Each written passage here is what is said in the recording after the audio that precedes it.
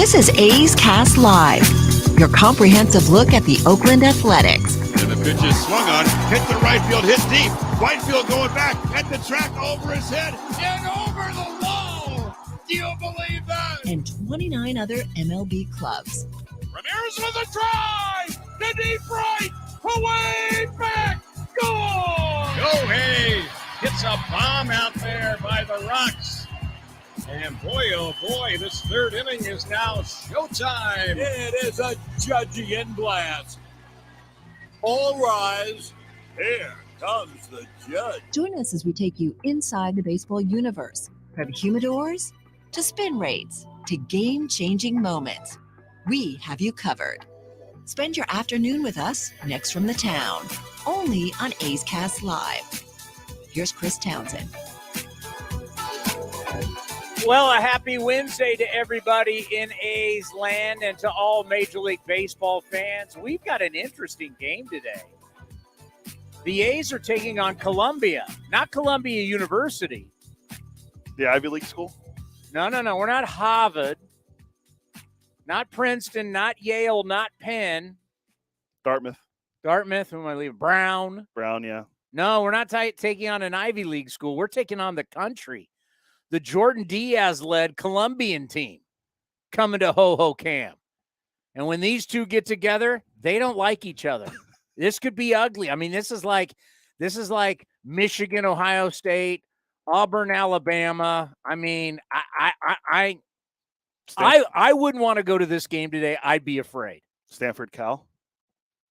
Who? I'm just trying to tie in. Who? Bay Area. Who? UCLA, USC. Two bad teams hitting each other with pillows. USC, Rutgers. It's going to be the big one in the back. Maryland, UCLA. Nothing screams college football like UCLA playing in the snow at Rutgers. Oh, my God. When SC goes to Indiana, look out. Hoosiers, Trojans. It's going to be great. Jesse Agler does play-by-play for the San Diego Padres. He will be here as we continue our spring training tour. We've done the Rock Pile. You call it Rocktober.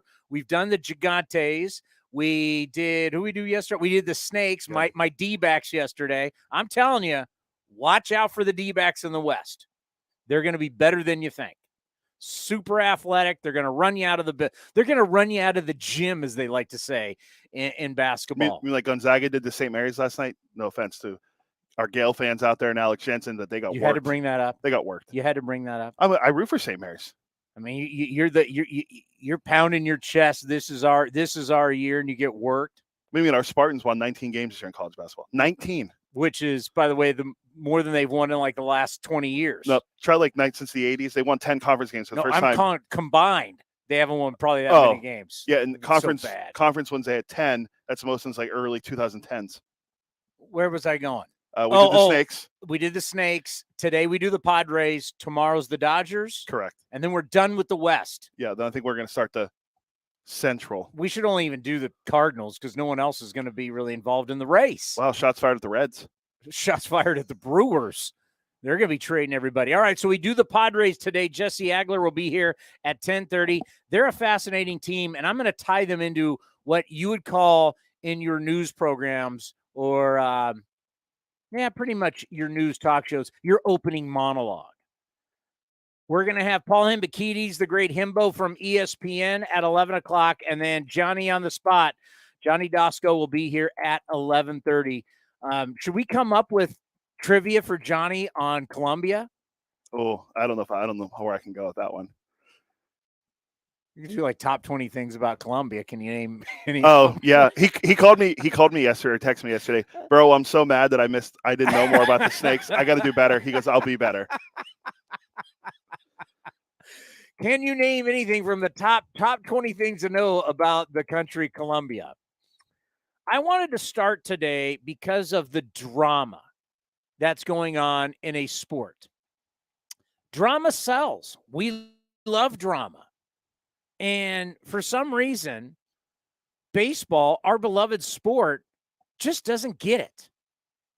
And if I could reach out and help Major League Baseball today, if A's Cast could actually reach out and help them, say, we got a little problem, right? There's too much talk about the money.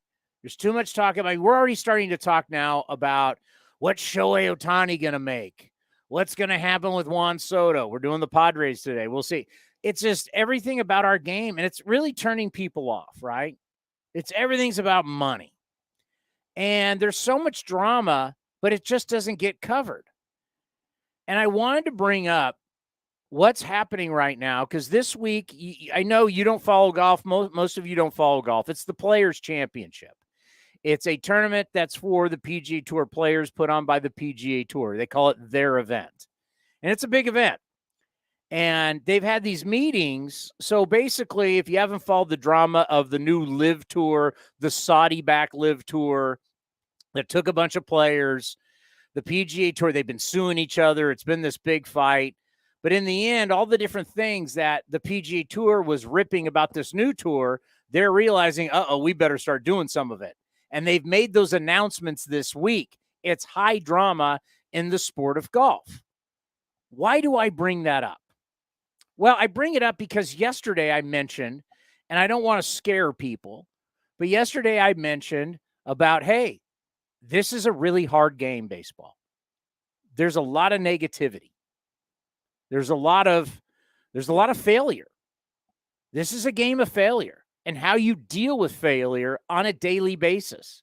The greats deal with failure better than other people. I hate when people, 3 out of 10 is 300. Yeah, but it's true. The greats, you look at their numbers, it also means when you have a lifetime 300 batting average, that means the other 7 times out of 10, you're out. There's a lot of failure you got to go through. There's a lot of physical failure.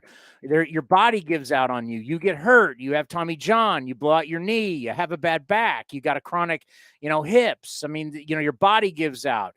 Then you got the failure and how tough it is mentally to play this game because it's every day. It's every day. And now one of the things that we're really seeing prevalent in our game is sports psychologists. We've hired Ben Strack, Dr. Ben Strack. Who is Dr. Ben Strack? He was my former teammate at San Jose State. Our new sports psychologist I played with in college. Dr. Ben. That's where this game's going. And I make fun of our game because what do? What's baseball doing? We're doing Players Weekend. We're putting everybody's nickname on the back. Everybody, look at their cleats. They all have their different cleats. And I do the whole, I'm so stoked to be here. Everybody's so stoked. This is great. MLB Network put on the show that had 2 gals, 2 guys. It was a pop culture show. It was a dud. It's a dud. And I get what everybody's trying to do on social media, and we're trying to be cute with the players and all that kind of stuff. Folks, other than just getting likes, doesn't sell. You know what sells? The real.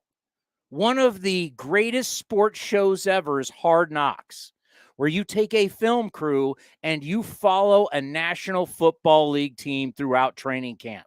And it gets hardcore. They show guys getting cut. They show guys' dreams. They show the guys getting injured. They show you what really happens. They've been going on now for over 20 years. Sounds about right. And this is the first year I watched it. They did the Detroit Lions this previous season. Fantastic. People love it. And why did I bring golf in? Because golf, as they're going through all these changes and, golf is a tour that's made up of independent contractors. If you don't know, these guys they're not under contract. They all have a card. They have a PGA Tour card and they play in these PGA Tour events. They're actually independent contractors. Well, they have a new Netflix documentary out. It's called Full Swing. It's so successful on Netflix because it's the real of what's going on inside the PGA Tour. It's already been renewed and they're filming year 2 right now. I didn't know about this, but people have talked about this because of what's happening with the tour. They're saying, everybody look at the success of Formula One show on Netflix. It's called The Drive to Survive. I'm not a Formula One guy, but I think they're in season 3. It's very popular. It's hugely popular of what's going on in Formula One. People are watching this all over the world. They want to know the inside. What is the sport really like? They're not in there going, look at all these drivers. Oh, it's Team Ferrari. Are you stoked? Is this great today? Is this the coolest thing ever? If you were a tree, what tree would you be? No, that's not how they're selling it. We right now should have a film crew with a team. I think the Padres would be a great team with all the money and the craziness that's going on with them and what's going to happen with Soto, and Machado was opting out. Now he's signed. Darvish is signed. They got all, I mean, are they Nando's back? Are they going to Nando's back from steroids? Are you going to have a financial tsunami that comes on the Padres at some point? Like the Padres TV partner, Bally's, is going into bankruptcy. Are they going to be even getting their TV money? I mean, it's great. Their fan fest was sold out. They didn't have enough security. You could have a film crew following these guys to put a Hard Knocks version of what's happening, and you follow them throughout the year. Let's see if this team can take it home, or are they going to be a colossal flop and spend all that money? That's what would make our game great. Give me shows. Where's MLB Network? I mean, I get it. Kevin Millar, and that show's cute, and it's him and his jargon. Man, start giving me more what's happening in this game. That's what people want to see. All you have to do is look at the other sports. Look at Hard Knocks. Look what they're doing in golf. Look what they're doing in Formula One. They're taking you inside the sport. That's what that's what something people would be like. If baseball had this, I mean, think about, following Fuji right now. What's this guy going through as he pitched yesterday? How's he living his life? Where is he in Arizona? How's he surviving? How's he getting ready? Like following players that come over from different countries.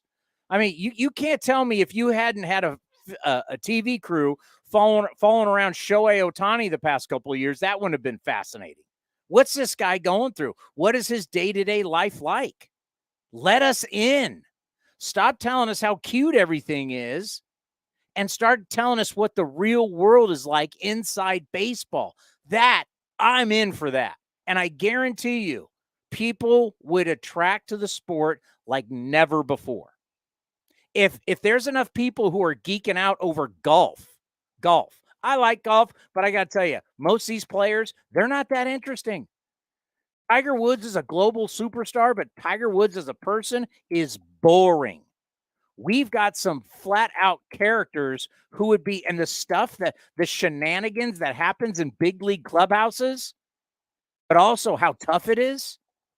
What are those conversations like when Mark Kotsay pulled somebody in and has to say, you're out of here? We've just recently done that. You're going back down, and this is what you need to work on, and this is what you need to do. How about when guys get cut? That was like the first thing Hard Knocks that people loved, was to watch guys have to bring their playbook into the GM and the head coach and to get cut and to see their real reaction of what is it like to lose your job in the National Football League. You got to see it. And people are like, wow, that's ruthless. A guy comes to your door, knock, knock, knock, knock. Hey, Joe Smith, coach wants to see you. Bring your playbook. Everybody knows when you're walking to that meeting room and you have your playbook, you're gone. And they're going to tell you why. And they're going to wish you good luck. Think about that. That's razor's edge, man, of what professional sports is like. It's the truth. Professional sports is so demanding. It's cruel. It's hardcore. There's riches. There's wonderful parts of it. And there's just the absolute train wreck of it. Let's cover it. Let's see it. What is it really like to face a 100-mile-an-hour fastball? The kid that used to play at Tennessee, who's now with the Angels, University of Tennessee, throws 105. Let me look up his. We talked to this. I never actually remember looking up his name. Yeah. Did you see his first outing? I did not. His first outing, first pitch was against the Chicago White Sox. He almost hit a guy in the head. Ben Joyce is his name. Yeah, you could see it. It was out on Twitter. Guy throws 105 miles an hour. First pitch of spring training. Guy from the White Sox steps in. All right, here we go. Buzzed his tower at 105 miles an hour. And now you got to get back in the box. That's the real competition.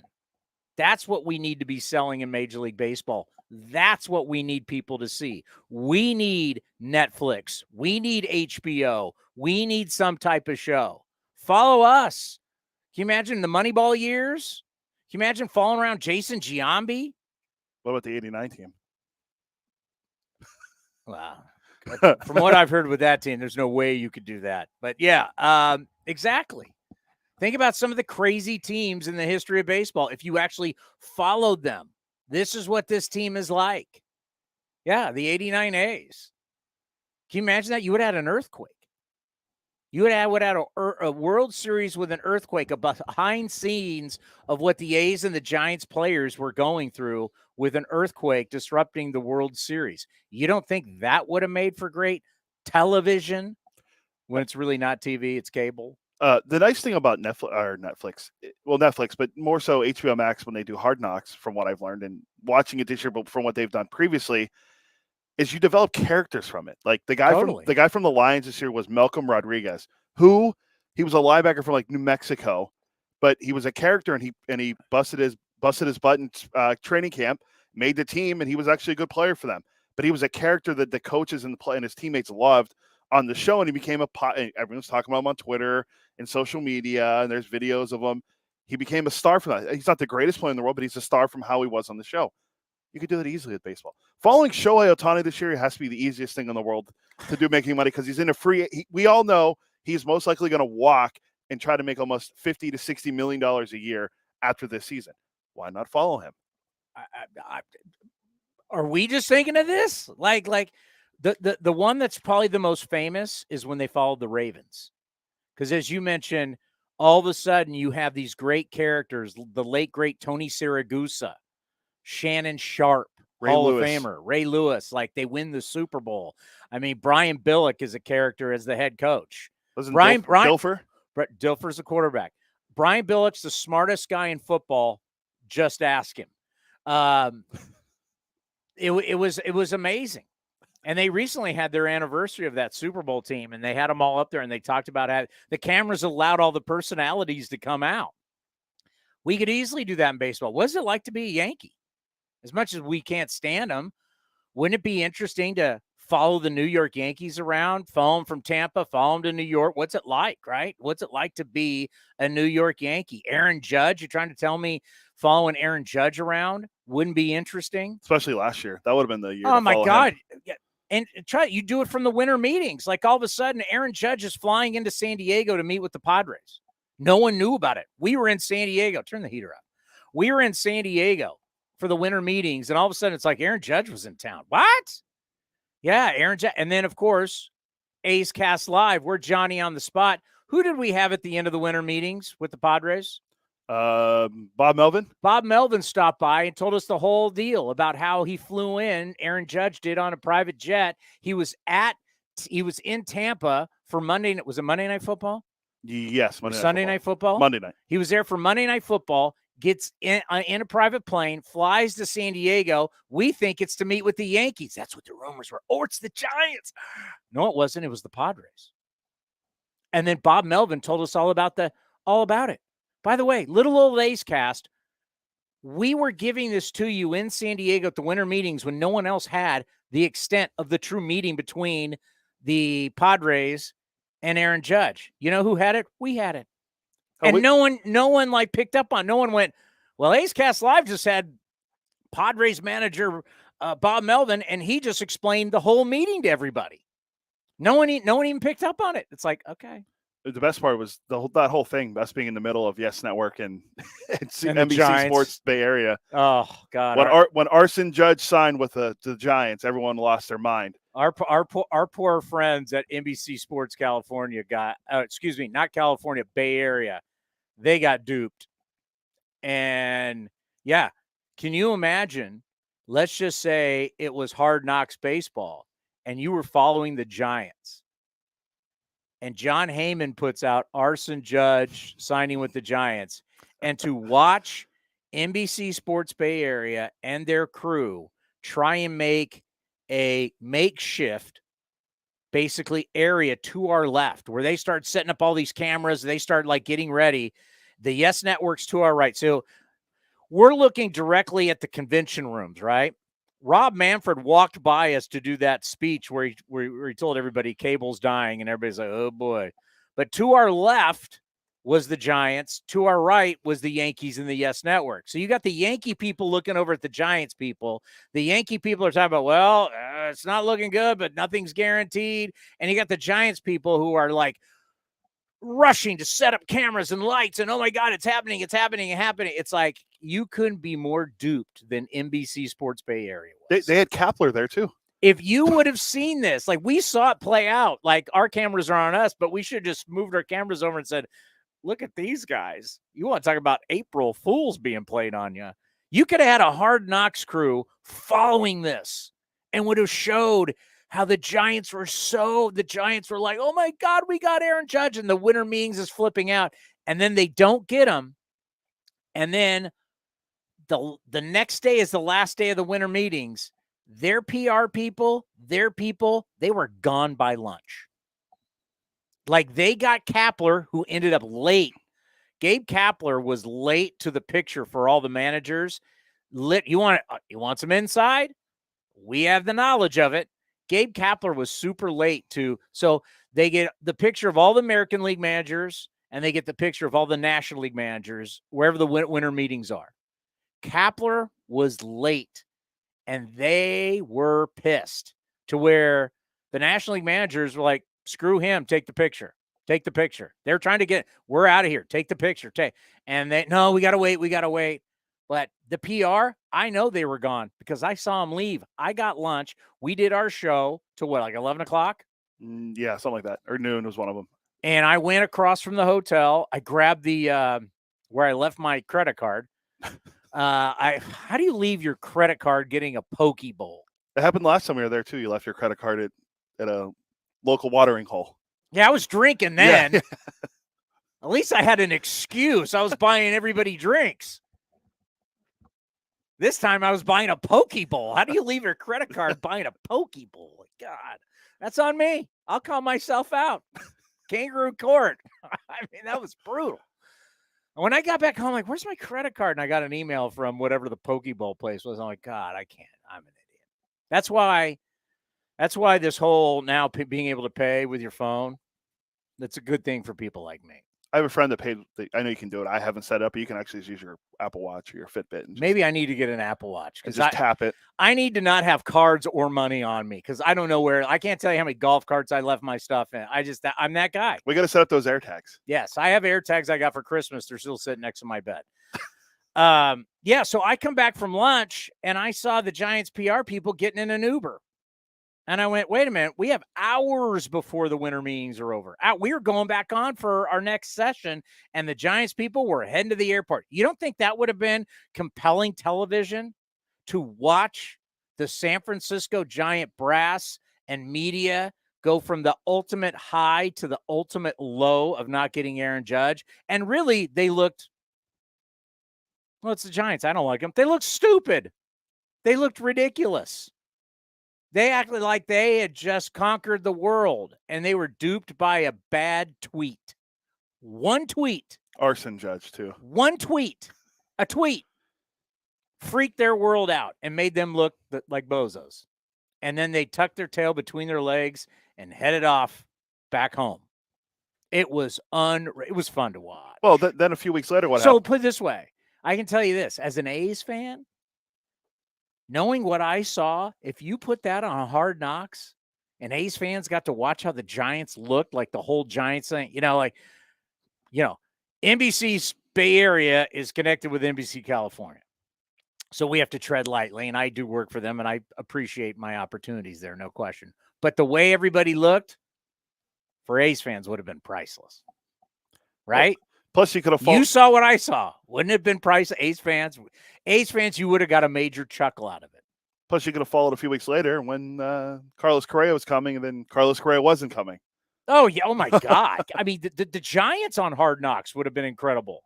From Judge to Correa to where they are now, and now they're trying to sell, well, we got Mitch Haniger, and he played 57 games. Then we got Conforto. He didn't even play a game. We've got guys who couldn't play, but we're going to pass their physicals, but Carlos Correa, we won't. I still have on my phone the Instagram post. I made sure I took a picture of it, of Carlos Correa in a Giants uniform with wearing the necklace of Christmas lights. And they had that Christmas offer, the ticket offer, the Happy Holidays Carlos Correa Christmas offer on Instagram. Oh, you have the Giants? The National League West. You could have done the National League West on Hard Knocks this year. I mean, you could follow in the Dodgers. The Dodgers are all over the joint. I mean, interesting. It's really, really been fascinating. But yeah, we missed out on it. All this drama, all this stuff that could have been happening. And what's everybody doing? Everybody's just stoked. Everybody, oh my God, and this, we're all doing a bunch of cutesy stuff. It's all cute. And cutesy's fun for a while. But what people want is Drive to Survive on Netflix. Formula One. I know nothing about Formula One. I just know people are watching it all around the world. Full Swing is so big in golf and so big. See, the thing about you end up creating fan bases because, like all of you stay up at night. You're looking for stuff to watch. They keep putting stuff up for you to watch on Netflix, new stuff, the stuff that's popular. You may know nothing about Formula One. You may know nothing about golf, but you start watching it on Netflix. If there was a Full Swing, I don't know, that's the golf one, but whatever you call it, High Heat, and you had the High Heat documentary on Netflix. Do you know how many new fans you could create by having this documentary series about what is it really like to be inside a Major League Baseball team and how fascinating it could be, how many new fans you could bring. That's how you bring new fans to the sport. Not asking people like, if you were a tree, what tree would you be? I mean, this is what would bring people into our game. Not having some lame show on MLB Network and doing the, Players Weekend and everybody's so happy and this is the coolest thing ever. That's not selling, baby. What sells is Hard Knocks, and other sports are doing it. Other sports are figuring out. Funny. Why not look at the sport that's the most successful thing in the entertainment business? Why not look at that and copy them? You think that would be a good idea? Yeah, for sure. And I think that, even basketball, like basketball and football have mastered it perfectly, and it has nothing to do with a documentary. What do people care about more in basketball and football than any other sport?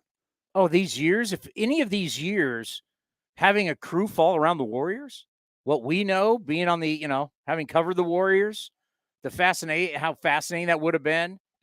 I mean, anytime LeBron goes somewhere, I mean, think about the year of Kevin Durant and then Kevin Durant leaving the Warriors. If you documented that, the drama that was going on at the time, what that would have been like, would have been fascinating. I was going to say that's the off season. That's what people care about the most is the off season. Yeah. But if you would have covered that whole thing, it's gold.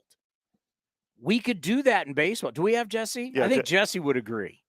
Because I think, Jesse, welcome back to A's Cast Live. How are you? I'm good, guys. How's it going? We just been talking about it because of all I don't know how much you follow golf, but the way the PGA Tour is changing, there's a lot of craziness going on, happening as we speak. The commissioner's talking today. They had the meeting with all the players, and because of the changes with Live Golf, it's been fascinating.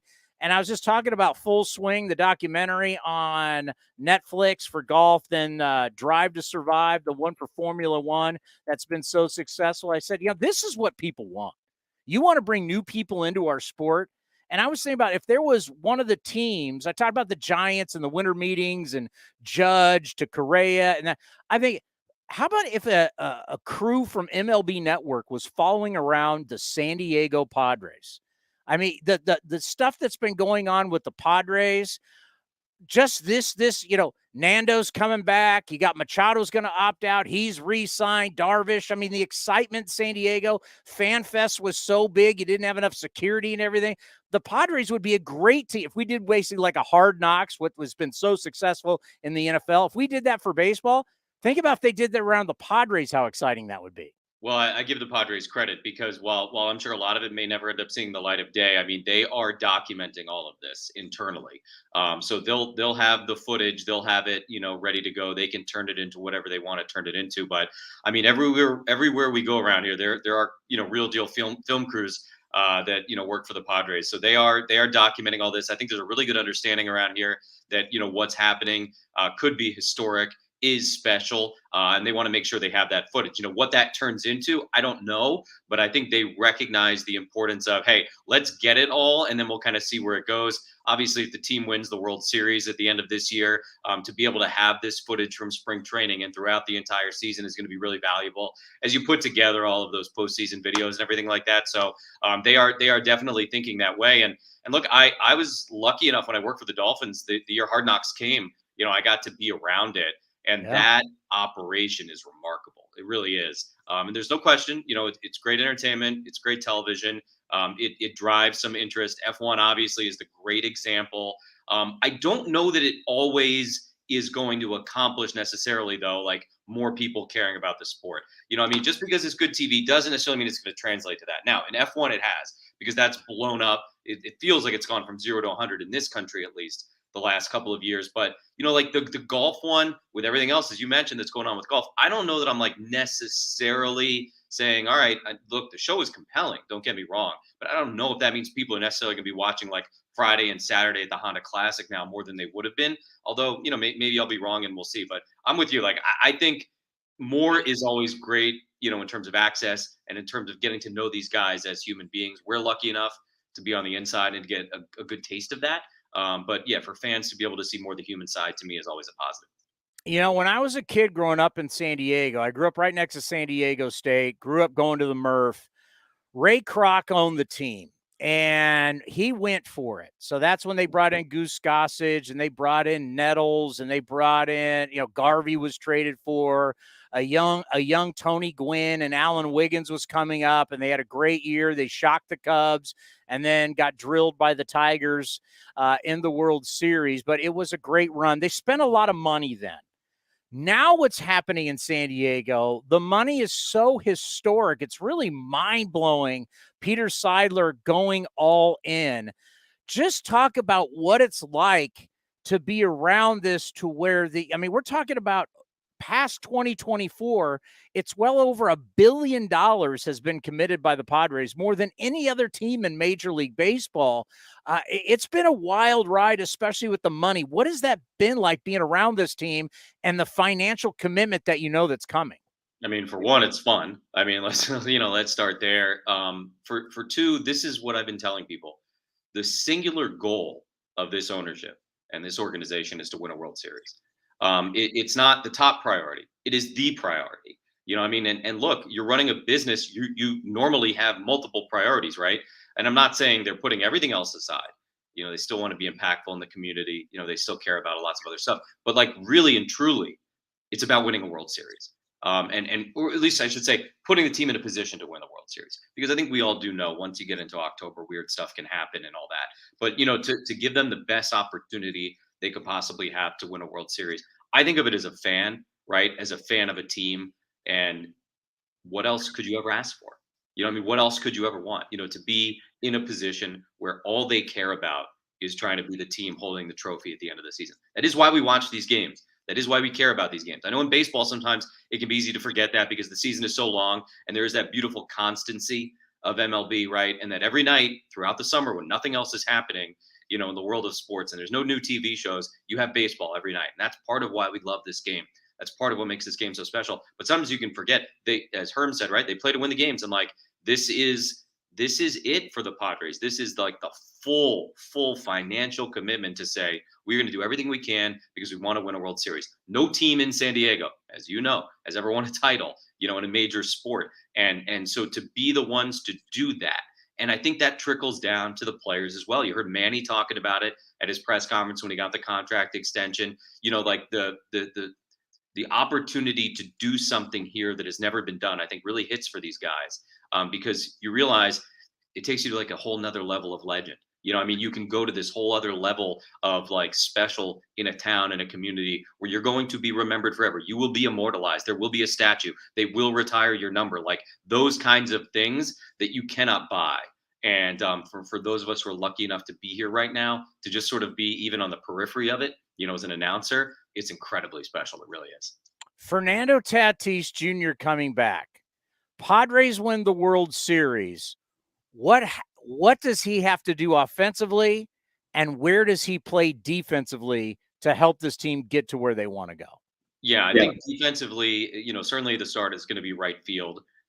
He's a freakish athlete, and that's an important thing to remember here. Now, is he going to look like a guy who's played the outfield his entire life? Probably not. Certainly at first, but he's got a great arm, so he's going to have an opportunity to show that off in right field, and he's wildly athletic. I heard somebody the other day on the outside say, he's probably going to make not make some plays that a normal outfielder will make at the beginning, but he's also going to make a bunch of plays that no one else could make.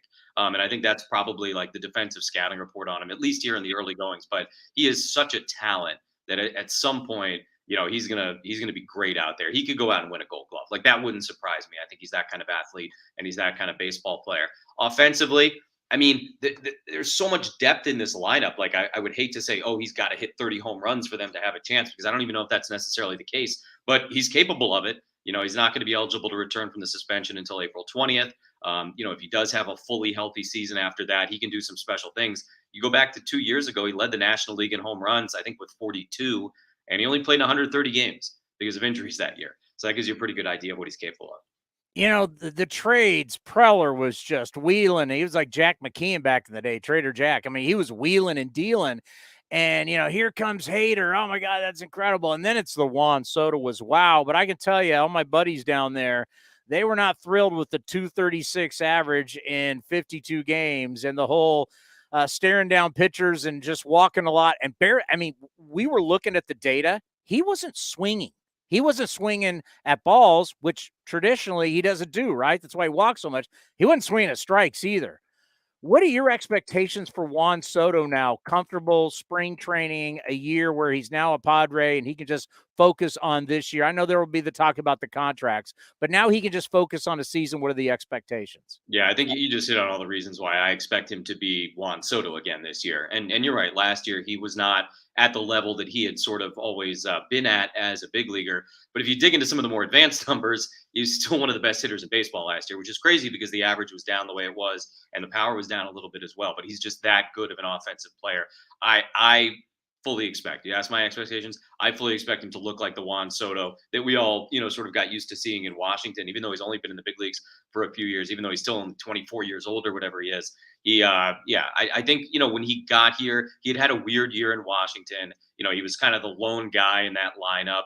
Maybe you start trying to do too many things. Now some bad habits develop. Oh, now there's a mechanical thing that took place. That's hard to unspool inside of a season, right? And I think now with a winter to work on all that stuff, in addition to everything you said about being comfortable here, not showing up and feeling that extra pressure of, hey, this is a World Series contending team that just traded for me. I got to go out and do everything. And again, all he's got to do is look up and down this lineup. And it's going to be the same for all these guys. Like, Manny's not going to feel any extra pressure. Xander Bogaerts isn't going to feel any extra pressure. Fernando Tatis shouldn't feel any extra pressure. And Juan Soto shouldn't feel any extra pressure because there's such an absurd amount of talent at the top half of this lineup offensively that, like, two of them can be in a tough spot for a few days and this team will be just fine.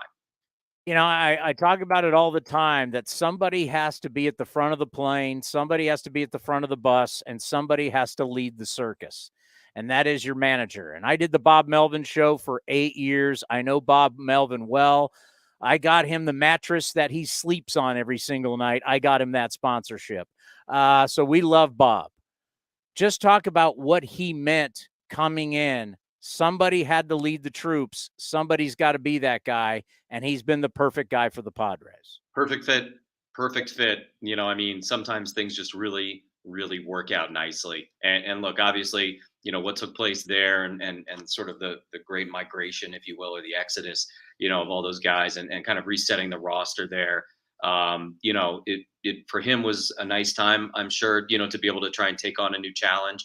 And he's in awe here because, this is unlike anything that he's ever been a part of. It's really unlike anything that any of us have seen in baseball. It's not very often that you have the possibility of like 3 or 4 guys who are going to finish the top 5 in MVP voting all in the same clubhouse. But like, that's not the craziest thought in the world when you consider, those names we just talked about at the top of the lineup. And you want a steady hand. And most importantly, I think you want somebody who has been there and done that as a player and as a manager before. It is a great fit. He is a great man. He is a great manager. He has the respect of all of those guys. He can go in and have that tough conversation if it's ever needed with one of them, and it will matter. It will come off as something they can accept because he does have that history in the game and because he does have that respect. So, boy, did that work out really, really nicely. I love Mark Kotze, by the way, one of my favorite people in baseball, and for him, a great opportunity, with a younger group to teach and to do all that kind of stuff that he's so good at. Two different guys, two different stages of their managerial careers, of course. And it feels very fortunate that this situation has kind of worked out the way it has here. This year is interesting because as exciting as it was for the Padres at the end of the year and what happened in the playoffs, they were still far behind the Los Angeles Dodgers. Everybody has still been looking up at the Dodgers other than when the Giants won 107 and the Dodgers won 106. This has still been the Dodgers division. We don't know exactly what they're going to look like. They've got some definite changes going on. But my point is, as excited as everybody is, they still haven't slayed the dragon yet. I know they won a playoff series, and we just did the Diamondbacks yesterday. I'm kind of bullish on the Diamondbacks. We love Torey Lovello. I think they got a lot of speed and a lot of athleticism. I think they're going to be better than people think. But just talk about that, the rivalry between the Padres and the Dodgers. The Padres still need to win a division. That, to me, more will be slaying the dragon than just one playoff series. I actually disagree, and for a couple of reasons. I think one, like last year really did feel like slaying the dragon because it sort of was like, all right, you went 5-14 against them in the regular year, but so what? The Dodgers walked away, with nothing while the Padres moved on to the National League Championship Series. Now, you add to that the fact that you get rid of 2 series this year with the new schedule. So all of a sudden, it's not 19 games where it felt like everyone, it's just a different feel. They matter that much less mathematically. Like the Dodger games matter less now than they did in the last 20 years. And then the next thing is on top of all of that, the playoff format, and this extra spot. And I know having the bye would be nice, by winning the division. But again, I go back to what I said earlier about the goal is to win the World Series. Whether you win the wild card or the National League West, I don't know that it matters. If you go on to win the World Series, which is what they care about, which is what they're trying to do, I don't think they're going to look back and be like, well, we didn't win the division. So I really feel like it's a goal. Don't get me wrong. And everybody would be thrilled if they won the division. And it would definitely be a big deal. There will be a pennant hung, if they win the National League West in 2023. I don't want to, discount that in any way. But, if they win the division and go out of the NLCS, they would much prefer to be a wild card that goes to the World Series. So I think it, in a weird way, it's almost bigger than the Dodgers now for the Padres. That was kind of the dragon. That was kind of the thing that they were chasing, these last few years. And now it again, in part because of the playoff format, in part because of the schedule, and in part because of what happened in the postseason last year, to me at least, and look, we'll see once the season gets going, but to me at least, it kind of feels like it's almost secondary now. Like who would have thought we'd ever be sitting here having this type of conversation where all of a sudden we're giving the Dodgers a reason to have a chip on their shoulder? Think about that. This is a team, they've been on like an Atlanta Braves type run, right? They've owned this division. Now we're now like, but you know what? Like there's a history lesson there, right? Those Braves teams, they won one in '95. I mean, that's and if you went back and talked to Bobby Cox, right, or John Sherholtz, would you, hey, would you trade a couple of those division titles for a couple more rings? Of course. That's the whole point. And I mean, you go back, I say this all the time. You go back to the 80s, the Mets should have won more than one. You go to the 90s, the Braves should have won more than one. You go back to the 2000s, the Phillies should have won more than one. It just shows how hard it is to win a World Series and how impossible it seems to be to win a World Series. The Cubs of the last decade with that group, you would have thought they'd won more than one. The Astros have now won a second. Obviously, that's a little bit more of a complex situation, but it's really difficult. No team has won back-to-back World Series since the Yankees won in 98, 99, and 2000. The ring is the thing, and it's really hard to do. This is, again, I'm giving the Dodgers credit because the run that they have been on is historic. It is legendary, but as of now, they have the one. And, I think, again, winning the division is nice. It matters less now than it's ever mattered because of the extra playoff teams and it's world. I don't want to say World Series or bust, but World Series is the goal here. It really is. Well, we just came up with the name for our Netflix series. The Ring is the thing. We'll give you credit. Netflix starting next year. The Ring is the thing. I get a producer credit too. I'll take 2% of the merchandising and We're going to give you some merch. Don't worry. We'll give you some points, as they like to say, and get a little cash for you. Let's end on this. Season's going to get going. AJ Preller calls you into the office and says, how do I improve this team?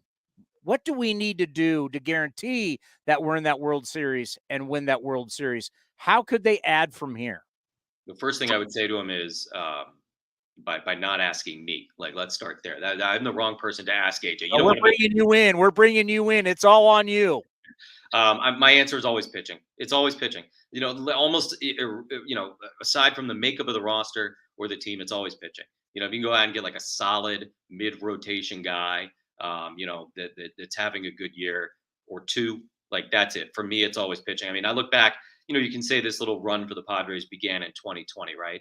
And 2020 was weird, as we all know. 2020, they go into the playoffs. They face the Dodgers in Texas in the division series after they beat the Cardinals here. And they basically ran out of pitching, because of injuries. And then in 2021, things fell apart for the team in August and September. They ran out of pitching. Last year in the postseason, they were probably one starter short of, really being in what I would call an ideal position in a best of seven. Mike Clevenger couldn't get out of the first inning of one of the games in Philadelphia, and it basically turned into a bullpen game.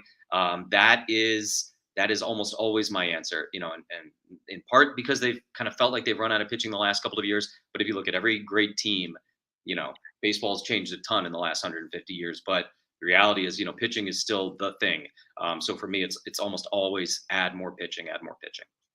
Well, I got to tell you, you're doing a great job, and a long list from the Hall of Famer Jerry Coleman, Ted Leitner, Teddy Ballgame, who we have on this show, who I grew up watching. We love to have people on from San Diego, and whether it's Bob Melvin or Ryan Christensen, rooting for everybody down there, a lot of former A's. Keep doing the great work that you're doing. We appreciate the time, and we'll see you during the season, and good luck to you guys. No, my pleasure. Thanks for all the nice words. Really do appreciate that, and always fun chatting with you. And yeah, I mean, we got good A's connections right now. Billy Beane, of course, is from San Diego, with Bob and Ryan here, Cott's there. It feels like a big brother, little brother, or just or cousins or something. It's really neat. It really is. And those Netflix checks, they're going to be in the mail. Take care, buddy. Appreciate it. I like it. We got a name for the new Netflix show. Are we going to get credit for this? Helping baseball for, because like even he said he's watching the golf. He's not a golf guy. Well, I don't know, but at least you're now watching golf on Netflix. That may make you go, and I am going to watch the Masters. I am going to watch Formula One. I got to watch this Formula One because I know nothing about open wheel racing, as they like to call it. There are a lot of people to watch it now. A lot of people all over the world are watching this Formula One thing. It's hugely successful. I have some friends that I never in my life expected to watch Formula One. Well, it is. I mean, strapping dudes into a rocket and flying around a track is kind of cool, right? I mean, you're a race car driver. I mean, the bravado, it is a sport that legitimately every single time you get in the car, you could die. I mean, you're a race car driver. You've got a fire suit on. How many people go to work other than people that are firefighters who go to work with a fire suit on? And you've got advertisements all over it. You're in a fire suit, man. Do we do A's Cast Live? Are we in fire suits? I mean, the risk of death is there every single time you get in the car. It's a badass sport. You got to be a grown man or woman. You've got to have some what to do this for a living. I mean, they're going so fast. It's insane. You know what? I'm going to start watching it. Well, I know nothing about I know nothing about Formula One. I just know it's open wheel and they go really fast. I will eventually get into it. I know that it's, like I said, it's popular. They have a couple seasons on Netflix. I started watching like the first episode and then I just lost track of it. So, I mean, I'm always behind on shows that people watch. Like the big show that was huge years ago was The Wire. I just started watching that. I just finished Succession. That's a huge show on HBO right now. So when these shows are really popular at the time, I don't watch them. Like I don't watch Breaking Bad when they came out. But now I'm like, but I think that if we did something in baseball along these lines, as Jesse mentioned, they're documenting everything with the Padres, as they should. They're spending all this money. Baseball should be doing it, not the team itself. I'm going to tell you all A's fans out there, I'm not buying everything he's selling. I know they're very excited. I got my brothers excited. My family's excited. Friends. I'm like, who has been winning? Who's been the model organization as much as we hate it? Well, I think you're not going to the Astros. Houston Astros have been to the ALCS 6 straight years. Houston Astros have been to 4 World Series. Houston Astros have won 2 World Series. Have they conducted their business like this? No. No. Let me tell you something. This has a recipe for absolute disaster.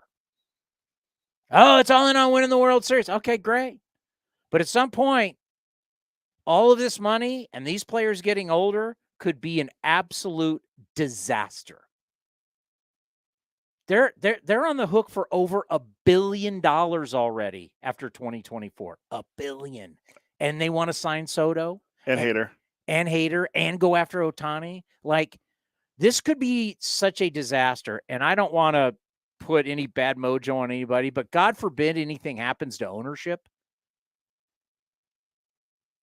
Like, I can give you an example. Hasso Plattner is the German billionaire who owns the San Jose Sharks.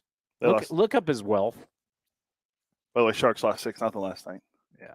But we're going for the first pick. Don't say you're a Sharks fan. You're not from here. What? You're not from Our here. Sharks. You're not from here. You're a Pittsburgh guy. Too. $8.2 billion. Okay. He's worth $8.2 billion. Put Peter Seidler in there. I just want to give you an example. So the owner of the Sharks is worth $8.2 billion. No. Let me see. Hold on. It just popped up right there when it showed him. This is from May of 20. Okay, like give me a second. It's an article. I probably have to scroll through. Well, that's not a good sign. It's breaking down all the owners. So I can just tell you that Hasso Plattner in his trust has a plan that there's money put aside for everything. The team, a new arena. There's 3 people that will be in charge of the Sharks if he passes away.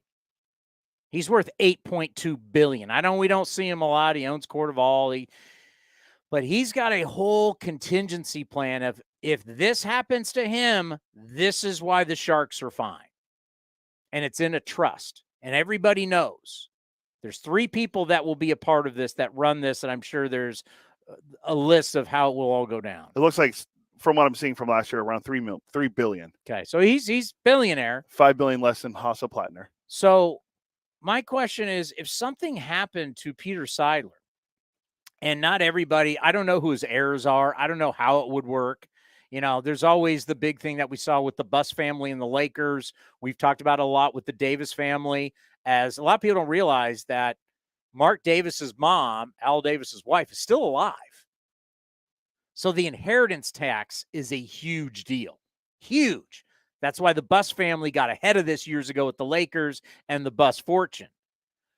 If something were to happen to Peter Seidler, who, you know, some people rumor he might be even into personal wealth when paying off some of these contracts. If something were to happen to him, oh my God. Like, I don't know. I'm just saying they're guaranteeing money that I'm not sure they really have. Yeah, I think.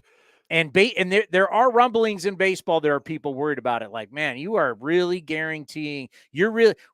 People like the all-in, and the fans are all in the all-in, and it's World Series. Well, okay, in 5 years from now, when you've got a bunch of mid to late 30s guys all making this money that's guaranteed. It's not the NBA where you can get rid of bad contracts by trading it to somebody else. It's not the NFL where you can cut guys, take the cap hit, and deal with that for a year or two. Every dime is going to be paid out.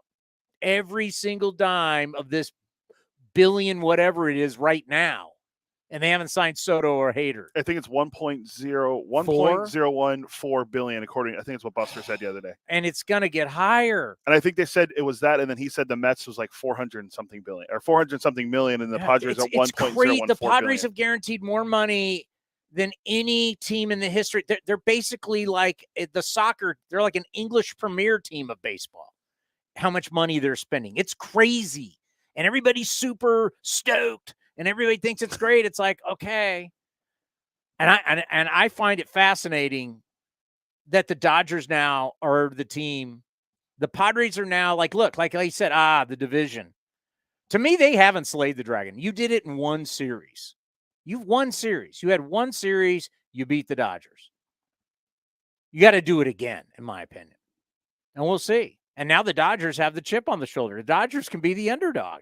Who would have thought the Dodgers could be the underdog? Like, what happens if they don't? What happens if the Padres don't win? Yeah, and what happens? Okay, you don't win the division. It's not about the division. Well, what happens if you're a wild card team and you lose 2 out of 3 and you're out and you're on the hook for billions of dollars? Here's just a list of. I'll do this quickly for you. Here's a list of some guys the Padres lost from last year. Brandon Drury, who they got at the deadline. Doesn't matter. Profar's gone. Doesn't matter. Clevenger. Doesn't matter. Myers. Doesn't Manaea. They lost matter. their backup. Manaea was terrible for them. But their starting rotation right now is Yu Darvish, pretty Yeah. good. Blake Snell, you never know what you're going to get for him. Blake Snell, by the way, you want a little trivia? The Seattle's own Blake Snell? You want a little trivia? Know your Padres? You Sure. think you know so much, Mr. Know-It-All? How many times in Blake Snell's career has he gone over 130 innings? Twice. Once. Once. So you think it was the year he won the Cy Young then? Once. One time. Keep going. Oh, Keep yeah. going. This is magical Yeah. rotation. Michael Wacha Really? had a decent year last year. All right. And his contract's really weird too. It could be up to like $24 million. not Keep billion. going with this rotation. Yeah, I think it's Nick Martinez Yeah. and Seth Lugo, who was a reliever last year. Remember, Joe Musgrove hurt because he dropped a kettlebell on his foot. Nick Martinez was not a full-time starter. Either is Lugo. No, I know. And yeah, that sucks for Musgrove. And then they traded Broken toe, right? Yeah, I remember. And then they traded Mackenzie Gore, their top pitching prospect, to get Soto. So it's pretty bleak for them right now. So Jesse's right. Pitching could be their Achilles heel because you got. Ooh, but it's not really. It's a tendon. It's not a heel.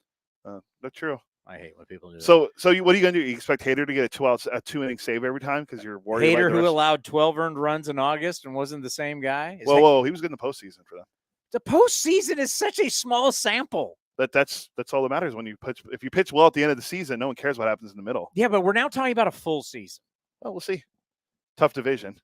I appreciate a team that goes all in, and I also go, okay, you're doing it in a like. I've seen the model that works. It's the Astros model. Yeah, they're pretty good. The Astros model works. Let's just name a couple of guys that they've lost and still been good. Verlander. Well, that's this year, so we'll see. They let him walk. Yeah, they let Gurriel walk from that team from last year too. They let Correa walk. Garrett Cole's gone. They didn't even negotiate with Cole. They went, yeah, see you later. I think those are They've never had the highest payroll. No, those are the big guys that they let walk. Yeah, it's crazy, man. It's great. It's the nationally. That's what I'm saying. A film crew around all of this, like if you'd had a film crew that documented everything that's the Padres, and they go on to win the World Series, it'd be incredible. They go on and flop, it'd be incredible. Either way, it's going to be it's going to be a huge story. I don't think baseball fans outside of like San Diego realize financially what they're really doing. The national media is talking about it, but I think the average baseball fan, if you knew, like, do you understand the amount of money they're spending right now and that the amount of guaranteed money that they are putting on the books for the next 10 years? Well, let's say 5 to 8 years, but still, what's Xander Bogaerts and Manny Machado and these guys going to look like in their late 30s? And you're paying them. I don't care what, I know the dollar goes up and all that kind of stuff, but still, it'll be big money for these guys years from now, and they're going to be old. It's crazy. Yeah, for sure. The only guys that won't be that old are Machado and they signed Soto, but still they're going to be in their 30s. I mean, it looks great now, right? Remember when the Miami Heat showed up and, oh, man, we're not going to win. It's not going to be not 5, not 6, yeah, not 7. Now, they did win. They won 2. But it's like, and it's easier to win in the NBA than baseball. And then LeBron went back to the Cavs, and then he's a Laker. I mean, we'll remember this interview, right? I mean, Jesse and the Padre fans, they're jacked, right? It could be incredible. Bulletin board material for the Dodgers. But then all of a sudden, what happens if it's not? Where do you go from spending like crazy amount of money to where the owner could be going into his personal wealth and you don't win? Where do you go from there? Yeah, it's a great question to ask. I'm glad we don't have to answer it. Covering it would be great if they win. If they don't, how are you gonna explain that away? I mean, really, I mean, the expectations. It's funny to say, hey, it's just get in. Do you really feel like it's just get in when you spend that kind of money? No, you're expected to win the whole thing, Like and you're not just once. Well, that's why it's not about the division. It's easier to win it. It's easier to win the World Series when you win your division. I want to be playing at home. I want to, and even if I got to be a wild card team, I don't want, like they went into New York last year. I'd rather be having it at home. Everything you want at home. You want to be in your bed. You want to be in your ballpark. You want to be in your clubhouse. I know home field advantage doesn't have what it used to be in all the sports. I'm just saying I'd rather be in my own bed than a bed in a hotel. Makes sense. The expectations are large. I mean, it is crazy. Especially, let's just say Nando comes back and he plays well and he lives up to what he was before the injuries and the PEDs, and he is a good player and playing in the outfield. Those expectations go up even more. Well, what if he was a great player because he was on PEDs? Also, that's a fair question. Right? No one wants to address that question. Like, all of a sudden, he isn't very good in the outfield, and he doesn't have all that pop, and he's not the same guy. Now, what do you do? I mean, they're a fascinating. They are literally a fascinating team. And I said it the other day, and I'll say it again. I think the Giants are going to be better than people think. I think the D-backs are going to be better than people think. I mean, everybody just wants to talk about Dodgers and Padres. Look out. These guys with the Giants went out and did, it was smart by Farhan. He went out and signed a bunch of people, and if they play good and stay healthy, that team's going to be a lot better. They were a 500 team. Well, now if they're better than a 500 team, I mean, did you hear the record, what the Dodgers' record was against the Padres last year? They owned them. Yeah, their Dodgers were 14-5. Yeah. I wouldn't say winning I know the emotion of it, and it was huge and everything. I don't think winning a series slays a dragon. I think slaying a dragon is taking over and owning it. I mean, you don't think, like, if the Dodgers come out and win the division this year, again, what that mental mind, this is a mental game. What do you think that mental mindset would be? If the Dodgers came out, you spent all that money, you claimed you slayed the dragon, you beat them in the playoffs, and they come out the next year and win the division again, and you're back in the wild card. Yeah. Well, I mean, it could happen. It could happen. Are you going to feel like you slayed the dragon? No. It could happen. It could happen this year. That's what I'm saying. The expectations and the talk coming out of San Diego is, it's kind of like Hembo and his Eagles when he guaranteed us a Super Bowl championship. I bet my kids' college fund on the Super Bowl champions, and now my kids are going to have to go to a community college because I can't afford college because the Kansas City Chiefs. I got to weigh in on this because I did the research on the NL West a couple weeks ago, and I don't think the Padres are honestly even all that close to slaying the dragon. I'll tell you why. So look, wait, you didn't hear the interview we just did you? No, I just heard your reaction to it. Okay, so let me just tell you what happened. So we had Jesse Agler's a great play-by-play guy. He used to be with the Dolphins. Now he's with the Padres. Good friend of our buddy Roxy Bernstein. He does a tremendous job. And I was asking him about, well, the Dodgers have owned the division.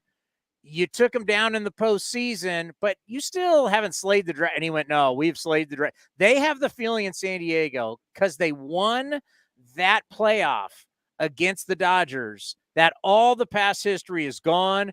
They've slayed the dragon. And I joked, and I said, I can't believe now we're making out the Dodgers to be the team with the chip on their shoulder. Go ahead. You tell me, because in San Diego, they're guaranteeing more money to players than anyone has ever guaranteed in the history of the game. They are truly all in. They're all in as all in can be.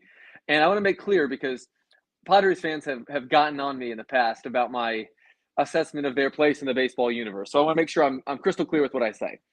The Padres spending money hand over fist is, holistically at least, a fundamentally great thing for the game of baseball, because the fans win, and in this case, the other owners lose.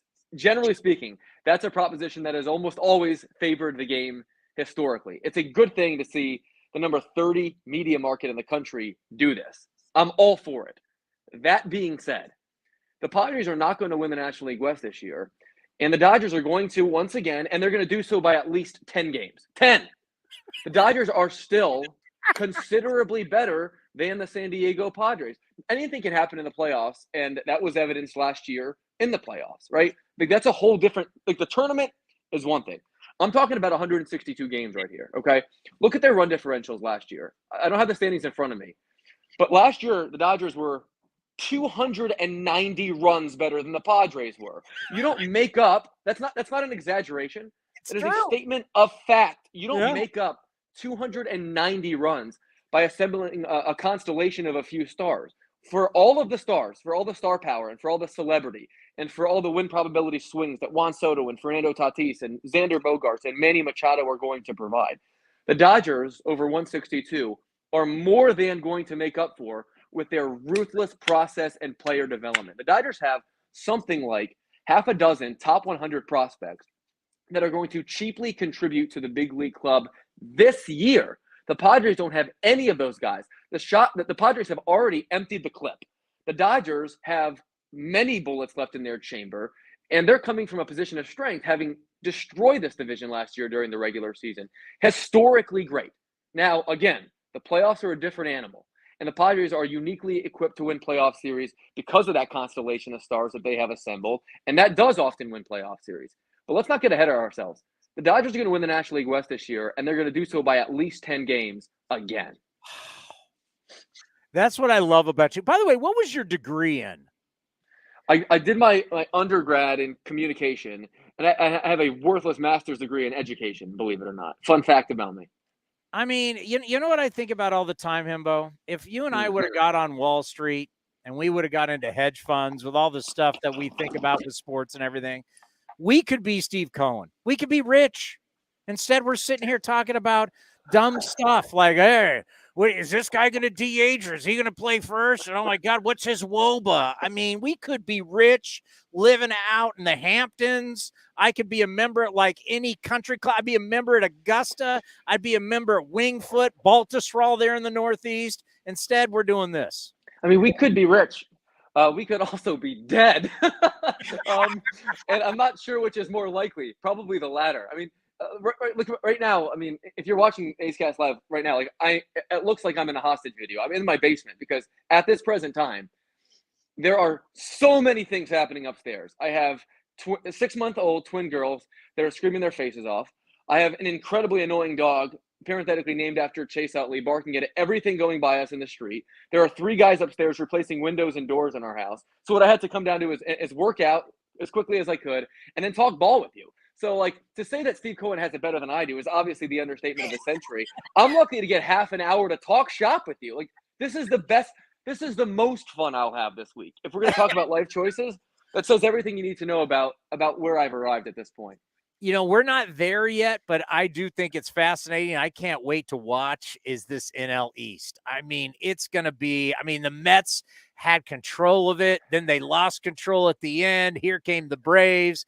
And then it was like the whole time sit back, like it's like the guy in the corner smoking a cigarette, having a beer, watching two guys fight and went, now it's my turn. Here comes the fighting Phils, and they end up in the World Series. I mean, it was a lot of fun to watch, and I'm hoping we have that kind of drama because can you truly make a case for all 3 of the Mets, the Braves, and your fighting Phils to represent the National League in the World Series again?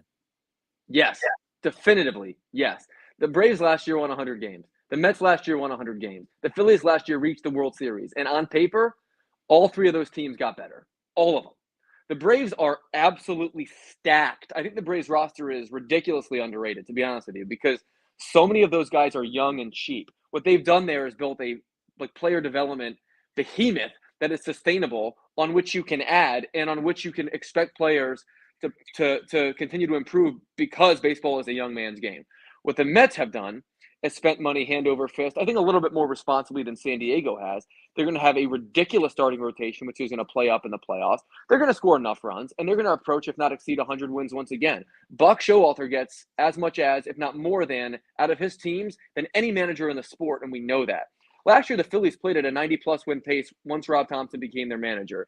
And given the new rules, Trey Turner is as good a bet to win MVP of the National League as anybody in the sport. Right now, that kid's in his prime. He has every skill under the sun. And if we're going to sit here and say that all these rules changes are going to benefit the best athletes in baseball, who's a better athlete than that guy? I could see him stealing 50 bags. I could see him hitting 30 bombs in that hitter-friendly ballpark the first time he's ever played in his career, playing at least league average defense at shortstop with a bunch of boppers sitting behind him in the lineup. Like, he could go 100 runs, 100 ribbies with a bunch of other stuff, get you 6 or 7 WAR, and be in as good a shape as anybody to win that award. And by the way, Bryce Harper comes back at the All-Star break, and he's going to bang. So these teams are, like, incredibly exciting to follow. The 3 of them will combine to win something like 290-plus games. Like, that's how good those 3 teams are. They should all make the playoffs once again. And obviously we saw last year in the tournament, anything's possible given the fact that it was San Diego and Philly at the end against all odds. I mean, you talk about a year where, you say 100 RBIs, you say 100 runs scored, you say 30 bombs, you go, okay. But then you throw 50-plus stolen bases on that? Wow. I got numbers, okay? I got numbers. So I just did this research earlier this week for Buster Only to sort of take inventory of spring training. So right now the success rate on stolen bases in spring training is 83%. All right? That's on – Write that down, Cody. Write that down, Cody. On 2.3 attempts per game. Over the previous 4 years, that's the sample size that I use just to get recent precedent. Over the previous 4 years, in spring training again, so we're comparing apples to apples, the percentage was 73, and the attempts were 1.7 per game. So this is what's happened. Attempts have increased by 35%. The success rate has increased by 10 percentage points. Why is that so incredibly important? Because the number 75 is the most important number in base running. 75 is the break-even point for stealing bases. Is it worth it to steal a base? The answer to that question is yes, if you can exceed 75%. It's no if you can't, just on balance. Like, there are obviously, there's more nuance to it than that. But as a general rule, that's a good indicator of whether or not it's worth me taking off. Trey Turner is one of the very fastest players in baseball. And if Trey Turner wants to go 50 times this year, he's going to steal 40, 42, or 44 bags. It just depends on how much he wants to run. I don't know that you're going to see the kind of increase in stolen bases league-wide that we might necessarily expect. Like most things, we'll see things most pronounced on the extremes. The Trey Turners of the world, the Bobby Witts of the world, the fastest players in baseball. If their break-even point is going to be 75% plus, you're going to see them run twice as much, or at least you should, because that's what the math says. And if you're a pitcher that's slow to the plate, if you're 1-4, if you're 1-5, if you're 1-6 out of the stretch, what's going to happen is that if I'm a manager of a club that has some speedsters, I'm going to run you ragged, because that's the best way to be able to play station to station now, unless I got a bunch of 3-run homer boppers type in my lineup. The Phillies, in this case, can do both. And so I think what you'll see with the new rules, most of it is manifest on the extremes. The pitchers that are especially slow and the base runners that are especially fast. But keep that number in mind, 75. Right now that number is 83% in spring training. And what all the geeks are going to say, because look, these are my people, right? What they're going to say is, if you can exceed 75%, anyone on your team, you should go twice as often as you were before. And wouldn't this be the way, kind of like what we saw with the Diamondbacks last year? The Diamondbacks had the most stolen bases after the All-Star break. They stole at a clip of 83-point-something% and really changed how they played. And look at the success.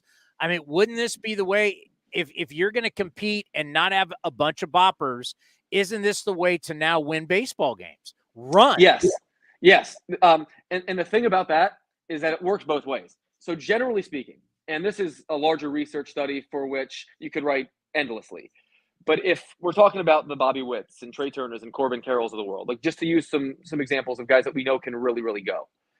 Generally speaking, those guys can also play defense. There's a lot of overlapping skill there. And so what you're going to have the opportunity to do now is almost make a binary choice.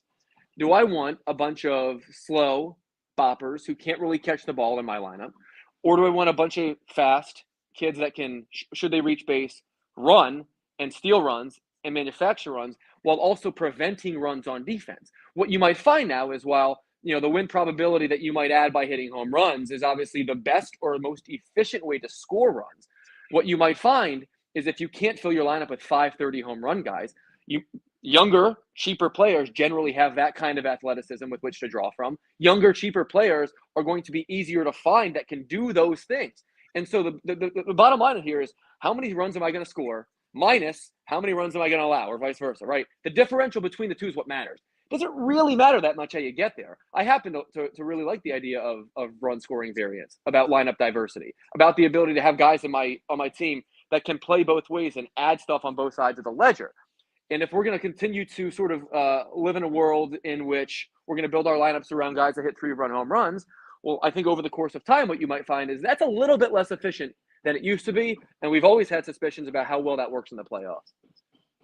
I'm hearing about the craziest stat of the week. The craziest. Are you ready? Okay. All right, everybody. Go. So I am the world's biggest Juan Soto fan, the president of the fan club. And that's because it is my steadfast belief that the most important number on the back of one's baseball card is his on-base percentage. And because that answers the fundamental question, how often do you make an out, right? And that's the best way to determine the answer to that question. And in the case of Juan Soto, he makes it out less frequently than almost any hitter that has ever lived. He's a precocious young hitter that we know. All that being said, this stat blew me away considering all that this kid's accomplished. He was the best player on a World Series champion. He's won the Derby. He's got a batting title. He's got 2 on-base titles. He's a freaking stud. So Juan Soto has, I'm rounding up here by a few plate appearances, about 2,900 plate appearances in his career. That includes the playoffs. I put them all together. About 2,900 career plate appearances. And you, my friend, are going to guess the following. You are going to guess the number of plate appearances out of 2,900 in Juan Soto's career in which he faced a pitcher that was younger than he is. And 2,900? He's what? 22 now or 23? No, he's 20. He's going to play this year at 24. Oh, God, it's got to be so small because he came up at what, 19? 19. So he had to find. So when he was 19, the pitcher had to be 18. Correct. Right? Pitcher just had to be a day younger than him from the day he entered the big leagues. I'm talking about 2,900 plate appearances. I'm going to go 0. You're way closer than anyone else has been. The answer to that question is really close to 0. It is 13. Juan Soto has faced, in the whole scope of his career, a grand total has recorded 13 plate appearances, 0.5%. Let me ask you this. Mm-hmm. How many of that was last year? There were 9 of them last year. Exactly. And so my 0's not that crazy. And there were 4 in 2020. Last year, I know one of the pitchers was Spencer Strider, who is a tick younger than Juan Soto is.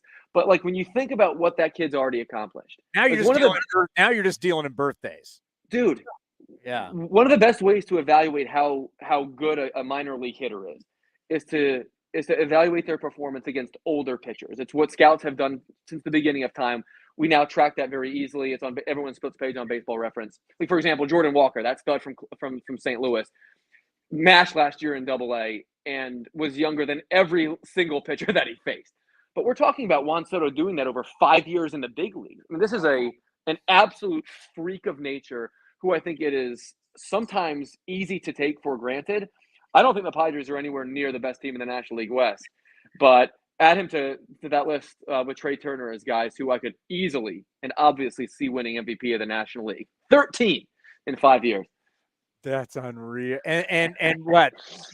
I bet the majority of those 13 are relievers.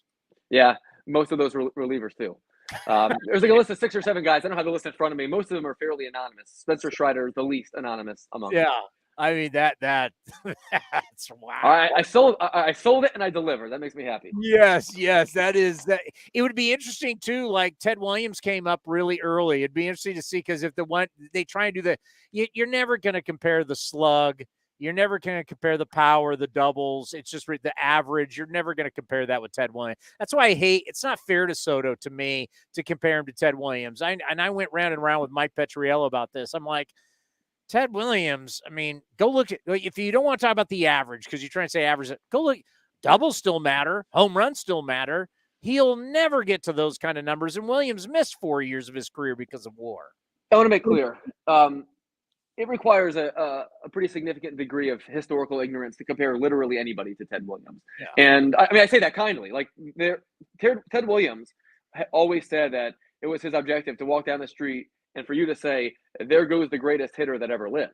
And he lived up to that objective. You could make an argument that because of his slug, Babe Ruth is actually that player. Ted Williams is certainly that player since Babe Ruth. But Ted Williams did things in a batter's box that will never be done again. If you want to say that Juan Soto is the closest thing we have right now in the game to Ted Williams, okay. But we could be playing baseball for another 1,000 years. And there's a real chance that no one will do what Ted Williams did over the course of his career. And no, I'm not going to count an inflated Barry Bonds from 2001 to 2004.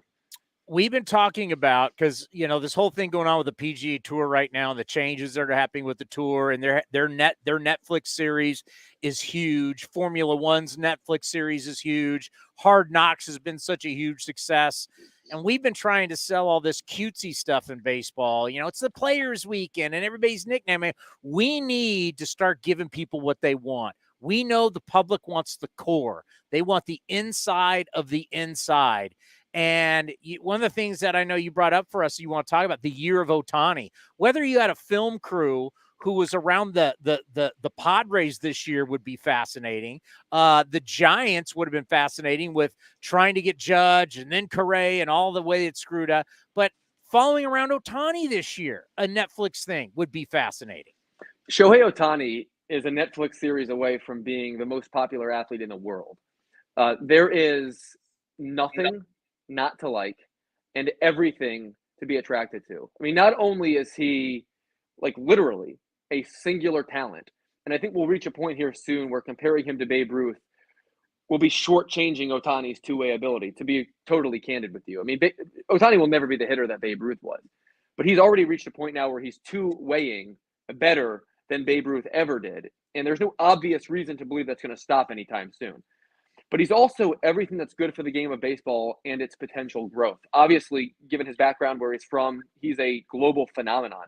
He's a great ambassador for the sport. He's a perfect face of the sport. And baseball has the ability that very few other sports do to actually flex itself as a truly global game. Like, there aren't many sports that can lean into that the way that baseball can. And I'm not sure we do it as well as we should. The reason this is the year of Ohtani is obvious. He's a free agent at the end of the season. He's starting with the World Baseball Classic. Mickey Mantle is his freaking teammate playing center field and Mike Trout. And he's someone we've hardly gotten to know at all. And the free agent pursuit of Shohei Ohtani and a potential trade that could come before the deadline is the most interesting thing in baseball this year. Like, we thought we had a good last year when Aaron Judge tracked down Roger Maris and hit 62 bombs, obviously. And this is that on steroids when you think of the big picture, when you zoom out.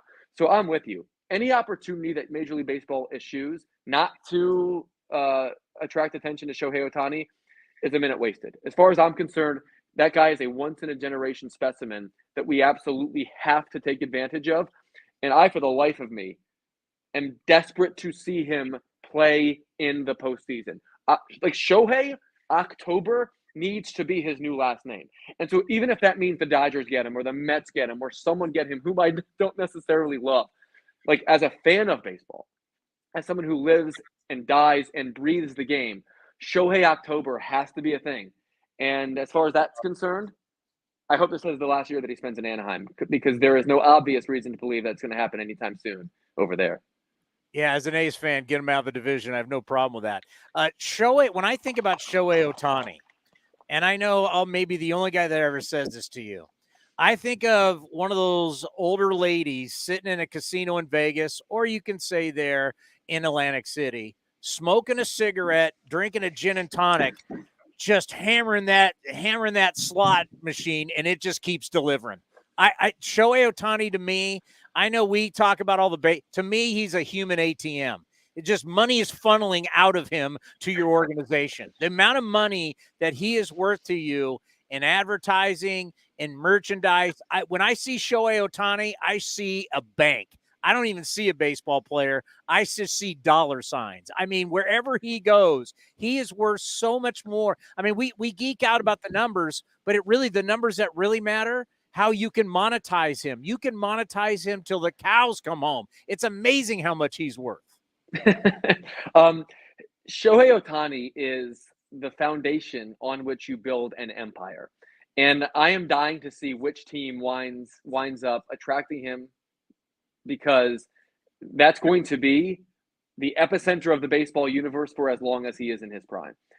Not in addition to the enormous quantitative value that his on-field play will provide, which is obvious and we all can, to varying degrees, quantify and marvel in. What you said about the Netflix series and the kind of marketing or advertising that could come around such a thing, and the global appeal and the impact across the country and across the world is such that he could do hardly nothing for my team and I could still turn a profit. The salary that you'll be paying Shohei Ohtani, honestly, is cents on the dollar if you have an infrastructure in place that knows how to market him. And I would imagine that there are well-paid professional people in New York and Los Angeles and everywhere in between that have already begun working earnestly into creating that pitch. There are people who are being paid hundreds of thousands of dollars right now to create one PowerPoint presentation for November 15th of next year. Those are the most important people in baseball right now when you truly think about it. And I'm dying to see what he prioritizes. I'm obviously dying to see the dollar amounts, but we're talking about the kind of player for whom you might have to consider offering ownership stake, for which like a no trade clause is going to feel like a prerequisite or a given. But you're going to have to make concessions to a player based upon all that he can provide that we've never seen before. And you're going to see someone shrewd like Andrew Friedman, who's like, doing dollars and cents with all of his other, minor leaguers and stuff, say, to heck with it. I will literally give you whatever my owner says I'm allowed to give you. Sign on the dotted line. It reminds me of the first Batman when they went to Jack Nicholson and they said, Jack, we're not going to only offer you this incredible salary to play the Joker. We're going to give you points on how the movie, so X amount of millions, you make millions. And Jack Nicholson cashed in like no actor before. I mean, probably since people have done the deal. But I think at that point, he made more money off one movie than anybody had ever made off a movie before. That's the kind of deal you're looking at. Before we get out of here, how is the book doing? How are you guys doing with it? The book is doing fantastic. So Greeny and I, over the last couple of years, as you and your audience knows, wrote a book. It's called Got Your Number. There's 100 chapters, 1 through 100. We decided who in sports owns each one. I helped him with the research. He wove those numbers together and wrote these ridiculously good essays. And for the first time ever, I held the book in my hand today. So our friends from the publishing company came down to our studios here in New York. They gave us a copy. We took pictures. We recorded videos.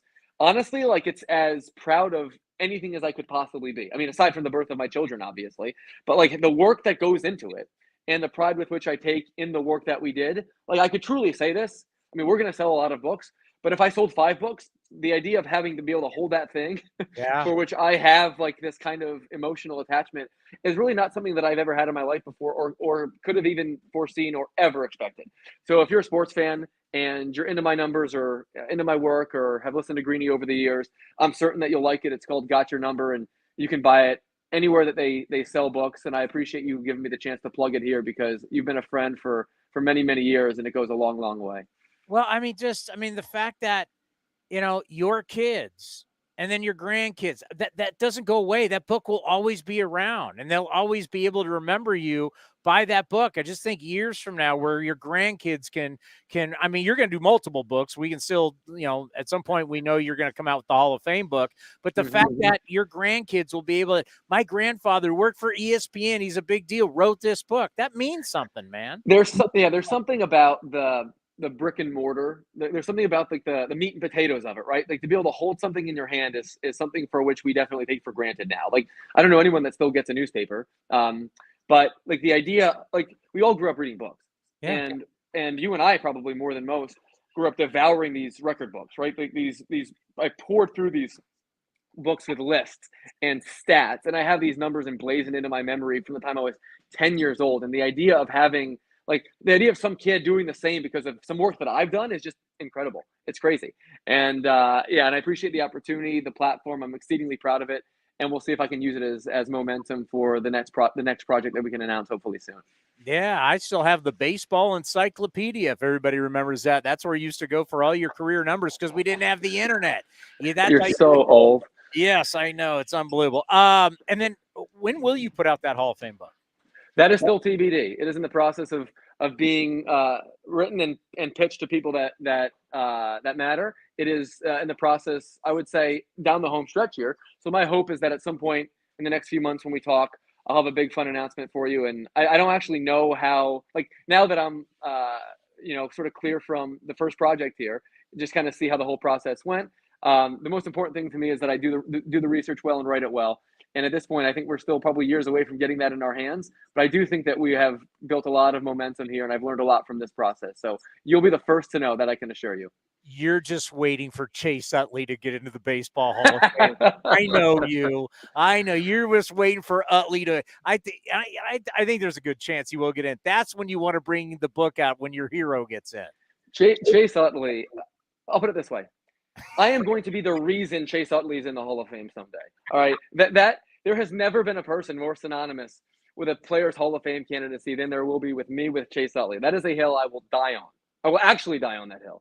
And I'm not sure I'll have to, because I think by the time he's eligible, I think the electorate will have gotten smart enough to realize that those advanced numbers that he produced are very meaningful.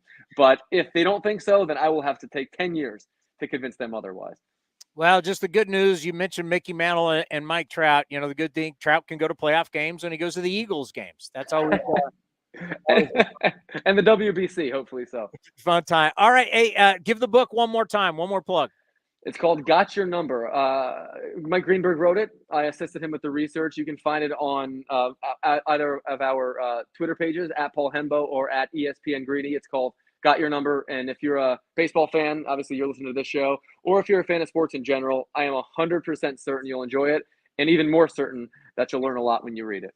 I am going to buy not one. I'm going to buy 2 copies today, one for me and one for the big guy next to me. So the next time that we have you on the program, we will have read the book.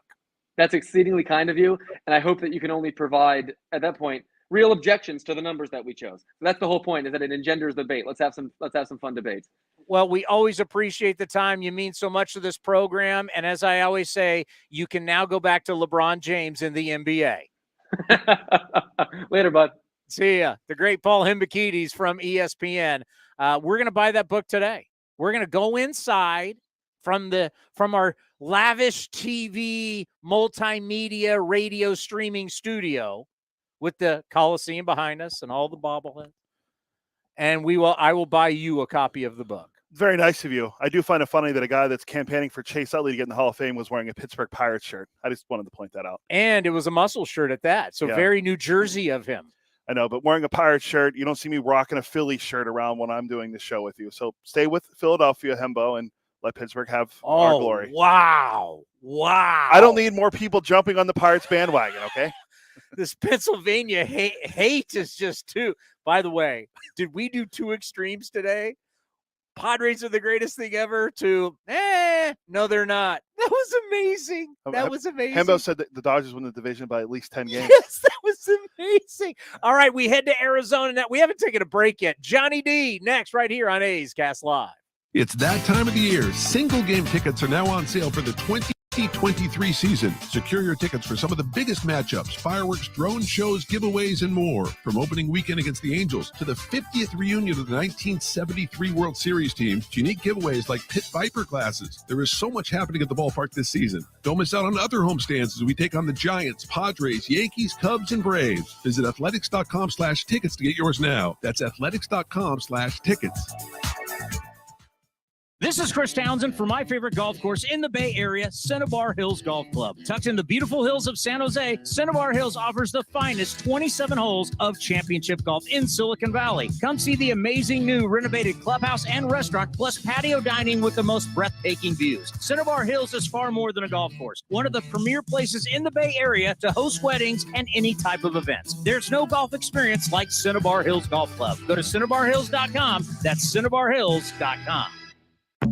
Chevron with Techron has unbeatable engine cleaning power, and it gives you unbeatable mileage for all kinds of unbeatable destinations, like time in the sun at the beach, or time in the sun riding roller coasters, or a day in the sun hiking mountains.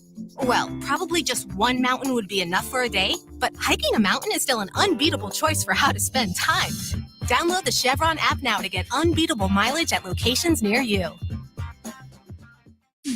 If you're looking for a new mattress, Nest Bedding has you covered. Sleep on the same mattress Hall of Famer Ricky Henderson sleeps on. Nest Bedding is the #1 brand of online mattresses and the Bay Area's favorite mattress store. Take home the Easy Breather pillow.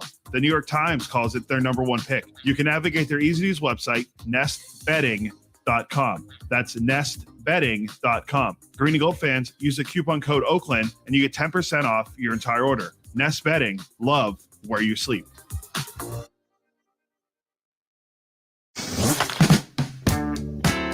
David Forst was on A's Cast Live and discussed his thoughts on the pitch timer in spring training. I'm excited about it. I think fans are going to love it. We've had two kind of normal time games, 3:06 on Saturday, I think, just under 3 yesterday. But if you look at that game on Saturday, first spring training game, were there 17 walks? I don't know. 20-something hits, 17 walks. That game typically clocks in at like 4.5 hours, the first day of spring training. So to get out of there in 3:06 was a nice surprise. I think you're seeing positive reviews across the game. Obviously, there are players it's going to take a little longer to adjust. But like you said, I came back from Lansing. I saw Midland play in Tulsa last year. I had seen it the year before at a Stockton game in San Jose. There's no dead time. Not no dead time. There's just so much less dead time, and there's so much more action. You see the pitcher get the ball. It's been a lot easier to watch, and I think it's been great. You can watch the full interview at youtube.com/athletics or listen at athletics.com/A'sCast.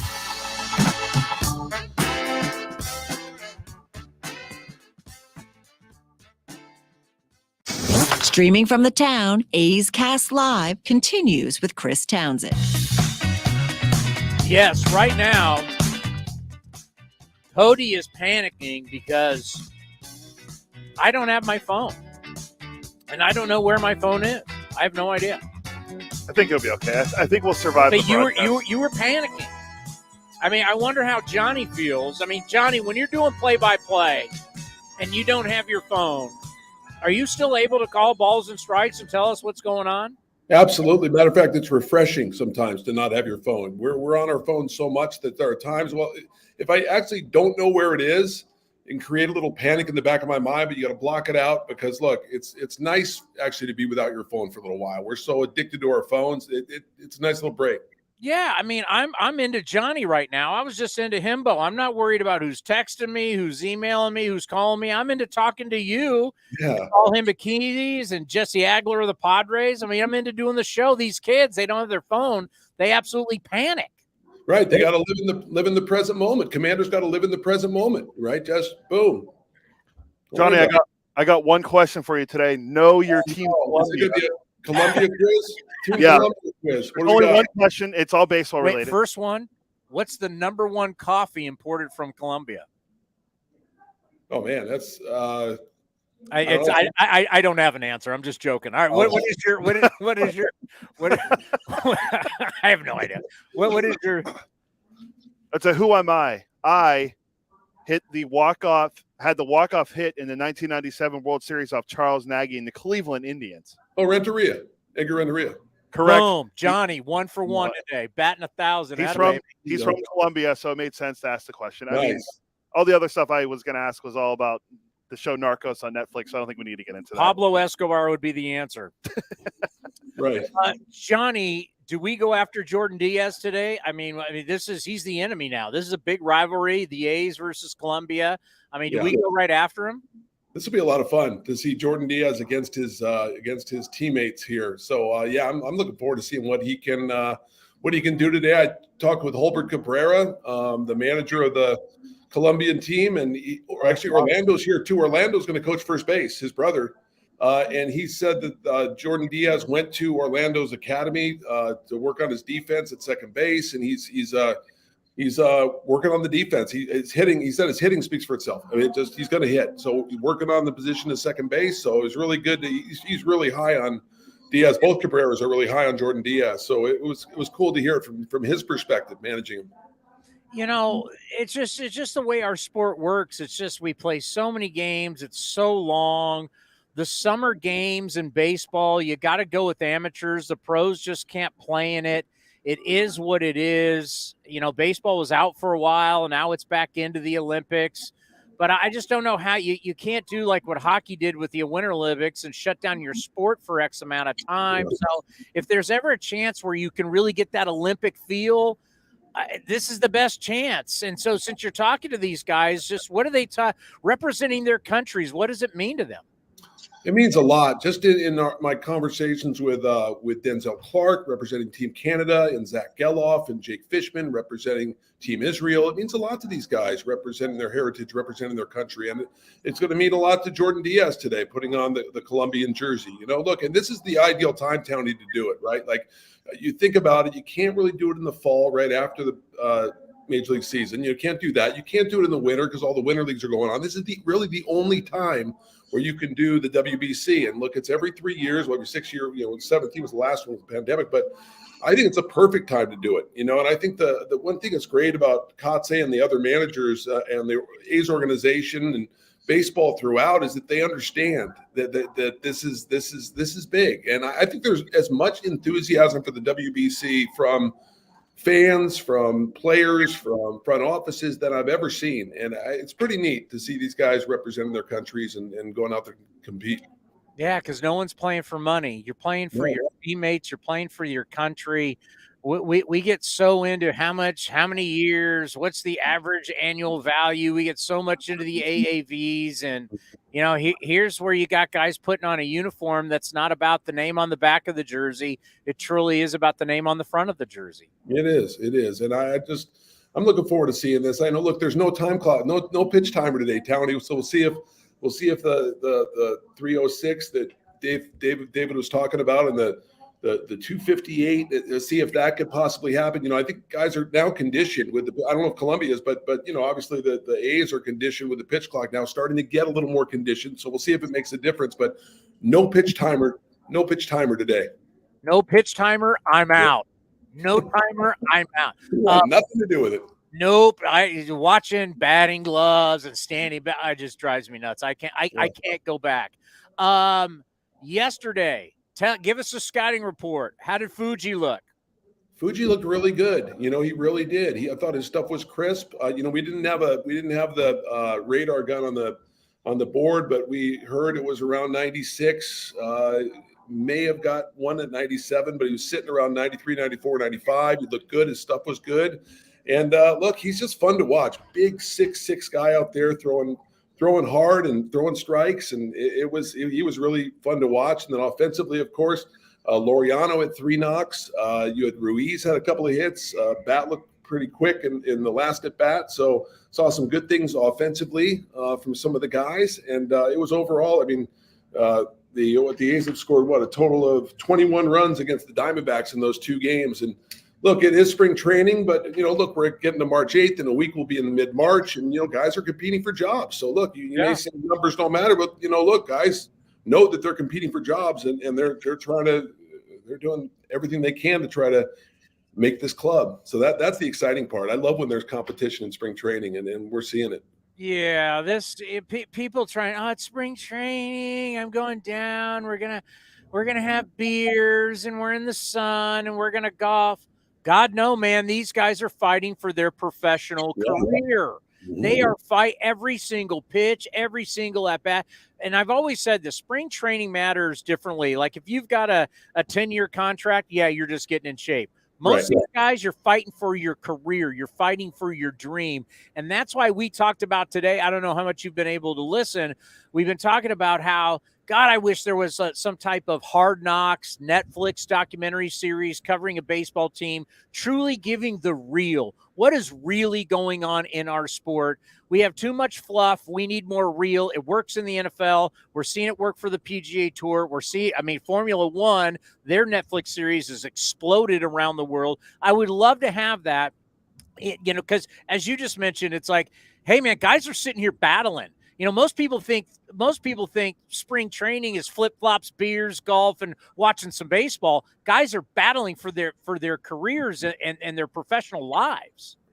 That's a great point, Town. I didn't even think about a Hard Knocks in baseball. I think it's a great call. What I think, thinking about it, I think when you should do it around March 18th, 19th, 20th, right? When they're really, really in the heat of battling for these jobs, or maybe March 15th, March 16th. Don't do it in late February when there's 68 guys in camp, right? Do it when they're really in a battle for their jobs. I don't know how you would do it. I don't know if baseball would even allow you to do it, but it's an interesting concept to think of Hard Knocks, spring training, baseball.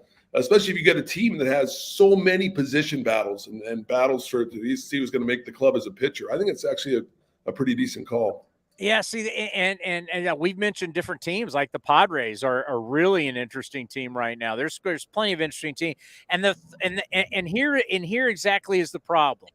You just mentioned, I don't know if baseball would allow it.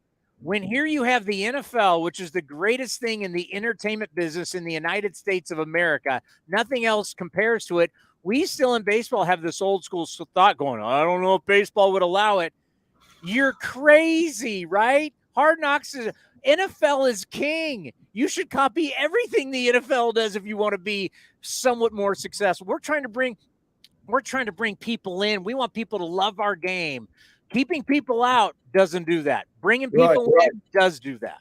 Yeah, and their market, say what you want about the NFL, they market themselves pretty well, So, yeah, it's interesting to see look, baseball's trying. They got the pitch timer in. They got the bigger bases. They got the lack of defensive shift to stress athleticism. So they are starting to do some things to try to bring back the casual fan. But, you might be onto something here, Townie, with this Hard Knocks. Maybe the baseball will do that sometime. We'll follow you around. I don't know if you want to see that, but who do we got going today, and what are the expectations? Well, Kyle Muller's going today, and I think he'll be somewhere between 50 and 60, so that'll be fun. Freddie Tarnock's pitching today. That'll be great. Chad Smith and his sliders he's going today, so it should be fun. Look. Colombia has a couple of major leaguers on their roster. So, look, I think it's going to be a lot of fun. I hope the offense continues to do what it did yesterday. Get these guys. Let's see, in the lineup today, you have Nick Allen's there, Connor Capel, Langalier's in that 3 slot. He's swinging a hot bat. Brent Rooker's in there, Garcia, Kevin Smith, who we'll have on the broadcast today when he comes out of the game, Joel Pozo, Jonah Bride, and Pache. Pache's in the lineup again. So I think, what is he? He is 7 for 19. Always interesting. Yeah, keep an eye on him because look, he's had some good at bats this spring so far. So, and of course, a couple of brilliant plays in center field. We know about the defense, right? Kevin Smith is a great guy. Great guy. We love having him on the past couple of years on A's Cast Live. So is he coming into the booth? Is he joining you from the dugout? How's that going to work? From the dugout. Yeah, they've been doing it every home game. They've been having a player pick a different player every time. They from the dugout, have them on for a half inning, and they've all been great. Rooker, Noda, whoever's been on, Nick Allen, they've been awesome. So it's a pretty cool concept, and the players seem to enjoy it, and I know the fans love it. So it's great. I mean, anytime we get interaction with the players during like action is huge. I'm going to guys. That's awesome.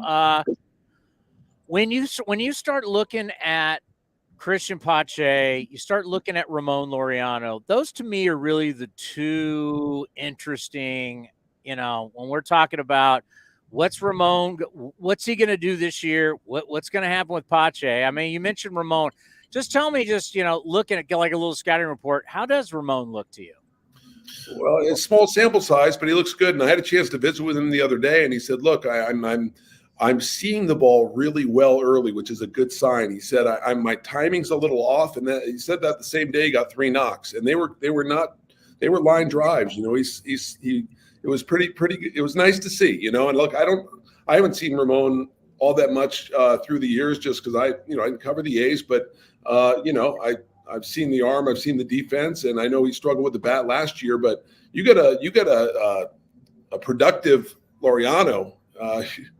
That's obviously going to be huge. So I think look, small sample size, but 3 knocks yesterday, and we'll see what he can do. He just looks like he's in a great place mentally right now. I know it's early in spring, but I think he's going to have a good year. I really do. Colombia against the Athletics. Cannot wait. Have a good call. We'll talk to you. What do we got tomorrow? Who do we have tomorrow?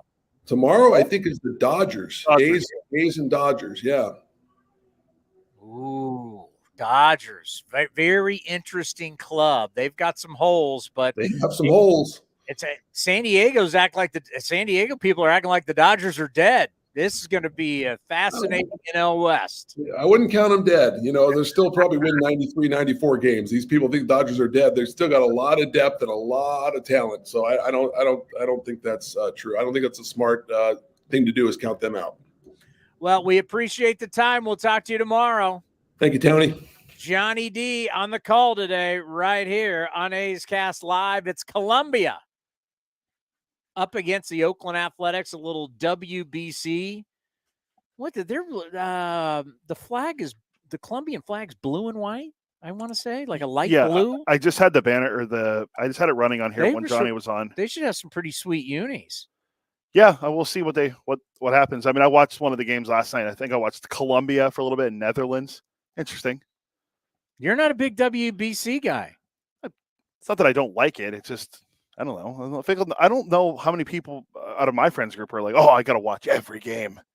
I put it on last night. I watched the Netherlands. They ended up beating Cuba, which was, I guess, a little surprising, but maybe not. I mean, the Netherlands has Bogarts and some guys. Cuba had Yoenis Cespedes playing last night. Well, I just, to me, this time of the year is got stuff going on. You put the game on in the background and baseball. And really, it's at night, you're watching college hoops. This is the time of the year I like watching college hoops. Brackets come out Sunday. I mean, college, this is, I mean, I don't watch college basketball throughout the year, but I watch it in March, and I love it. I mean, these kids are playing for their schools. 99% of these kids won't play in the NBA. This is their time to play on national television. All these games are on ESPN, ESPN2, ESPNU. And then now you're going to get in the tournament, and it's one of the great things in all of sports, March Madness, and it's a one-and-done deal. You don't get to flub. It's a one-and-done. And like I said, these kids, this is their moment in their life, in their careers, to be on national television and to play in front of a massive audience, because the majority of these kids don't play in the NBA. And I think it's awesome. The heart that they show, the finality of a season that's coming down to one game, one team will move on, one team goes home, the drama, the stories, the storylines, the small schools, the big schools. It's awesome. I mean, March Madness is awesome. That's that. And baseball in the background. Like today, we'll put the game on. It'll be in the background. I got stuff I got to do. Or I have it on when I golf. I mean, it's spring training, right? And you care about the battles, but it's tough for me to be like, hey, would you say Netherlands up against Colombia? No, Netherlands and Cuba played last night. Cuba. I mean, it's we have so much. I mean, I have a lot of baseball to watch. We have 162 games coming up. See, that's the thing. It's like, a lot of people say they watch a lot of baseball, and I always go, huh? You know how many games we're at? You know how many games we watch? I watch every game. I keep score for every game. It's not like I watch a game and take 3 days off. I watch every game. I keep score for 162 games. So it's not like I don't have enough baseball in my life coming up here. Plus, not only do I watch every game and keep score for every game, that's just our games. Then all the other games that you watch. The other 29 teams that are playing. And the highlight shows 28. every night. You got to keep track of everybody. I mean, it's like, sorry, I just, if I don't know, give me a Japan is taking on, I don't know, so give me somebody.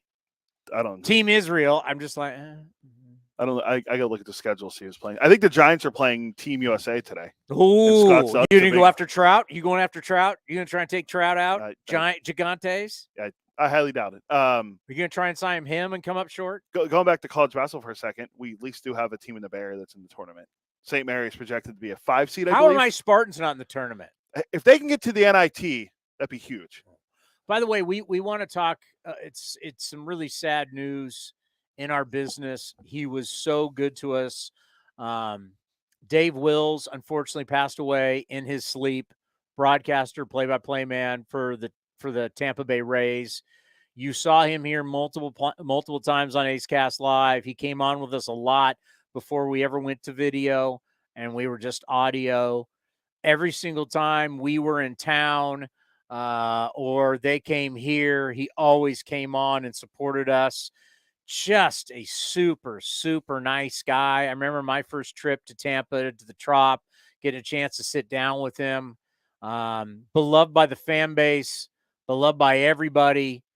I mean, he did Notre Dame football too, right? Didn't he do Notre Dame football, or was there Notre Dame pregame for years? He did a lot of stuff. Because I know a great career.